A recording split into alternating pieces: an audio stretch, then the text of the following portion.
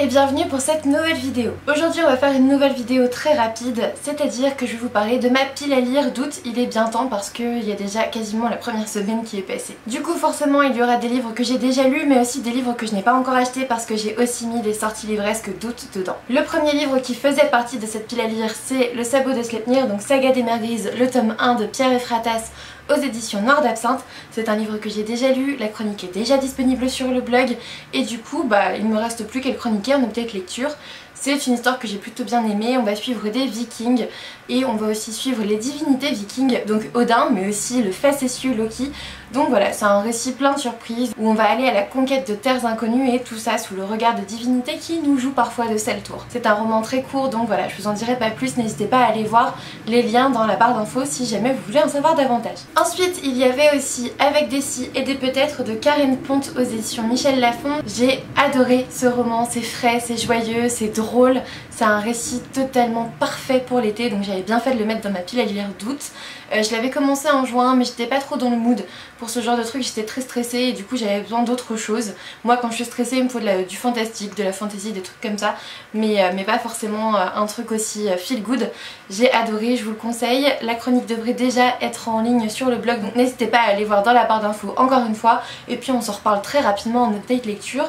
En fait on va suivre une jeune femme qui s'appelle Maxine, qui est professeure de français et qui se demande toujours si elle avait fait d'autres choix, si elle avait fait autre chose, peut-être que sa vie serait différente. D'où Avec des si et des peut-être. Sauf qu'un jour, elle se réveille dans son lit, enfin dans un nouveau lit, puisqu'elle est dans une nouvelle existence, celle qu'elle aurait pu avoir si elle avait fait d'autres choix. C'est vraiment top, j'ai adoré, je vous le conseille 1000 fois. Ensuite, j'ai aussi mis Le Parfum du Bonheur est plus fort sous la pluie de Virginie Grimaldi aux éditions Le Livre de Poche. C'est ma lecture en cours, je suis au milieu du roman et je peux vous dire que j'adore déjà ce roman, il est trop bien. C'est un vrai plaisir de retrouver la plume de Virginie Grimaldi que j'avais beaucoup aimée dans Le Premier jour du reste de ta vie. Dans cette histoire, on va suivre Pauline dont la vie bascule le jour où son mari lui dit qu'il veut divorcer, qu'il ne l'aime plus. On va être totalement immergé dans le chagrin de Pauline mais aussi dans son évolution, dans sa renaissance. Et en fait elle va surtout essayer de reconquérir son mari en lui écrivant une lettre par jour, une lettre du récit en fait de leur histoire, donc leur rencontre, leur mariage, leur demande en mariage, des choses comme ça. Et voilà, pendant un mois elle va essayer de le reconquérir comme ça. Pour l'instant je suis au milieu du roman, ça me plaît beaucoup, comme vous le voyez il y a plein de signets donc il y a plein de phrases que je veux garder. J'adore ce roman, j'ai pas envie de le terminer donc je vous avoue je suis un petit peu lente pour le lire. Mais voilà, c'est aussi un parfait roman d'été, donc parfait pour ma pile à lire d'août. Ensuite j'ai aussi mis Imparfait d'Emma Green donc aux éditions Addictive. C'est un service presse et comme vous le savez, ou en tout cas si vous me suivez sur les réseaux ou dans mon dernier vlog je crois, qui n'est pas encore en ligne d'ailleurs, je veux diminuer à fond ma pile à lire de service presse. Du coup vous allez avoir plein de services presse en août c'est sûr, mais aussi plein de lectures plaisir. Donc là c'est une romance, j'en sais pas beaucoup plus et je vous en dirai davantage une fois lu. Ensuite il s'agit d'un service presse mais cette fois-ci d'un thriller, Là où vivent les loups de Laurent Guillaume, donc aux éditions de Noël dans la collection Sueur froide. Tout ce que je sais c'est qu'on va suivre un policier qui fait partie de la police des polices. C'est un policier très particulier apparemment d'après ce que l'éditrice m'a dit et il va être confronté à en fait c'est un migrant qui est retrouvé au pied des falaises et voilà, suicide, accident, meurtre, voilà, on sait pas trop. J'ai hâte de découvrir ce que c'est et puis je vous en dirai plus une fois lu encore une fois. Ensuite j'ai ressorti une relique des services presse, La course au bonheur de Maggie Lerman, donc aux éditions Casterman. C'est un roman que je dois chroniquer depuis longtemps et je suis un peu en retard, ça c'est clair.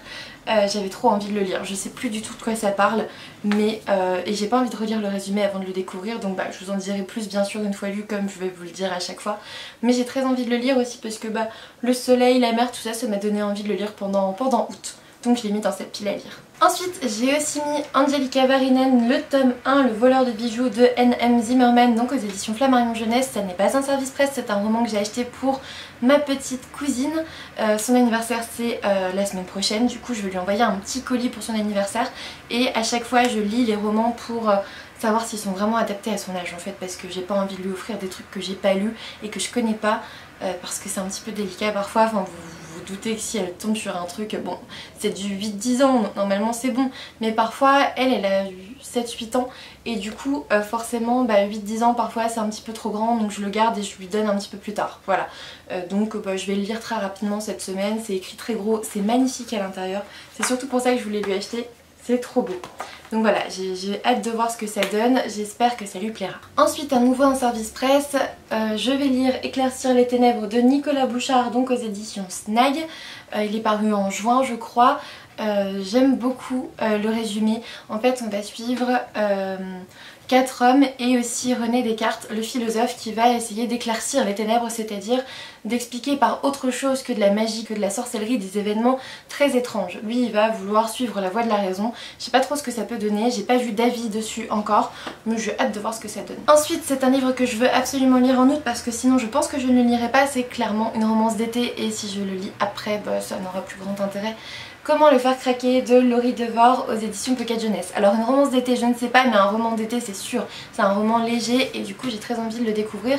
En fait on va suivre dans mes souvenirs je crois une jeune fille qui a un peu la peste de son lycée et qui va découvrir son petit ami dans son lit avec une autre en fait. Son petit ami la trompe et elle va changer du tout au tout et elle va planifier sa revanche.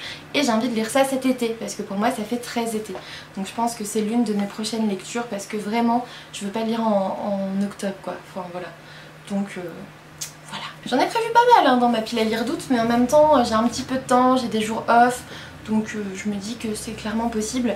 J'ai aussi mis La fille qui n'existait pas de Nathalie C. Anderson, donc aux éditions Pocket Jeunesse. Je dois le lire depuis 4 mois je pense. Je trouve qu'il fait très été au niveau de la couverture. Je sais que ça va se passer en Afrique. Enfin, il me semble que ça se passe en Afrique. Je sais que Stéphanie de Piketty Booking l'a beaucoup apprécié, donc j'ai très envie de le découvrir. Voilà, c'est tout ce qui m'intéresse en fait. Je pense que c'est une bonne lecture d'été, du coup je l'ai mis dans ma pile à lire toute. Ensuite j'ai mis un roman que j'ai déjà commencé dans ma pile à lire mais je l'ai pas encore continué. Il s'agit de La fille d'encre et d'étoiles de Kieran Millwood Hargrave aux éditions Michel Lafon. Là encore on va partir, alors déjà c'est magnifique hein. Et en fait on va suivre une jeune fille qui va partir à l'aventure, qui va vouloir découvrir des contrées lointaines que son père n'avait pas encore découvertes et qui va pour ça prendre la carte familiale. En fait tout le monde a rempli cette carte dans sa famille, donc ses ancêtres, et il y a une partie qui n'est pas explorée je crois et ils vont partir, et elle va partir elle en tout cas vers cette partie qui n'est pas encore explorée. C'est ce que j'ai compris, peut-être que je vous raconte n'importe quoi parce que j'ai lu qu'un seul chapitre. Donc peut-être que je suis à côté de la plaque, hein, mais en tout cas pour moi ça faisait très août, ça faisait découverte, aventure et j'ai envie de ça au mois d'août. Ensuite j'ai ajouté à nouveau un petit thriller, j'ai ajouté Pretty Dead Girls de Monica Murphy aux éditions Lumen. C'est un roman que j'ai acheté il y a pas longtemps et que j'ai très envie de découvrir. En fait dans cette histoire on va avoir affaire à des jolies filles, des très jolies filles, assassinées bien sûr, et on va vouloir savoir qui fait ça. Ça a l'air d'être un petit peu comme Pretty Little Liars, genre on va suspecter tout le monde et voilà c'est ce que j'ai vu dans divers avis, notamment chez encore Stéphanie. Elle a plutôt bien aimé, elle a dit que c'était addictif. C'est une petite brique, hein, il fait 450 pages, bon ça va encore, il est surtout gros en fait. Mais j'ai vraiment très envie de le découvrir et du coup je l'ai mis dans cette pile à lire d'août. C'est le dernier bouquin de ma pile à lire actuelle que j'ai mis dans cette pile à lire parce qu'après il s'agit de 2 sorties d'août. Après j'ai mis Les prénoms épicènes d'Amélie Nothomb, donc chez Albin Michel. Je vais forcément lire ce roman fin août parce qu'il sort le 22 août et vous pouvez être sûr que le 22 ou le 23 je l'aurai en ma possession et je le commencerai soit le jour même, soit 1 ou 2 jours après en finissant ma lecture en cours. C'est le Amélie Nothomb, je vais forcément le lire avant qu'il y ait trop d'avis dessus. Déjà il y a pas mal de services presse qui m'étaient envoyés je pense, donc on va déjà avoir plein d'avis. Je ne veux pas les lire, je veux découvrir cette Amélie Nothomb sans avis, sans a priori. Je veux juste le découvrir en fait, c'est tout. Et dernier roman de cette pile à lire d'août, j'espère vraiment que je vais réussir à tout lire parce que je crois que j'ai eu les yeux un peu plus gros que le ventre, ou en tout cas que le temps que j'ai pour lire. Donc j'ai aussi mis Le goût amer de l'abysse de Neil Chesterman, il sort aux éditions Nathan je crois. C'est un roman qui traite de la schizophrénie chez un adolescent et voilà, j'ai juste envie de découvrir ce roman parce que c'est totalement mon domaine et j'ai envie de savoir comment Neil Chesterman, qui est quand même un gros auteur dans le young adulte, j'ai envie de savoir comment il a traité cette pathologie et j'espère vraiment ne pas être déçue parce qu'en général quand on parle pathologie psychiatrique dans un bouquin jeunesse, dans un bouquin young adulte, ça casse pas 3 pattes à un canard. Donc voilà, ou alors je les ai pas encore lus. C'est possible, si vous avez des exemples, n'hésitez pas à me les donner en commentaire. C'est maintenant terminé pour cette pile à lire d'août. J'ai vraiment trop hâte de me plonger dans les romans que je vous ai notés. D'habitude je suis pas les piles à lire, mais là j'ai déjà commencé en fait à suivre la pile à lire que je m'étais fixée, j'avais juste pas eu le temps de filmer et surtout il fait beaucoup trop chaud pour filmer, c'est horrible, j'en ai marre, j'ai hâte que ça se rafraîchisse. J'espère que cette vidéo vous aura plu, n'hésitez pas à me dire ce que vous comptez lire en août et puis si jamais vous avez déjà lu l'un des livres que je viens de présenter, n'hésitez pas à me motiver pour le lire en août. Un petit commentaire, un pouce bleu, ça me fera toujours plaisir, vous abonner si ce n'est toujours pas fait et puis moi je vous dis à bientôt pour une nouvelle vidéo.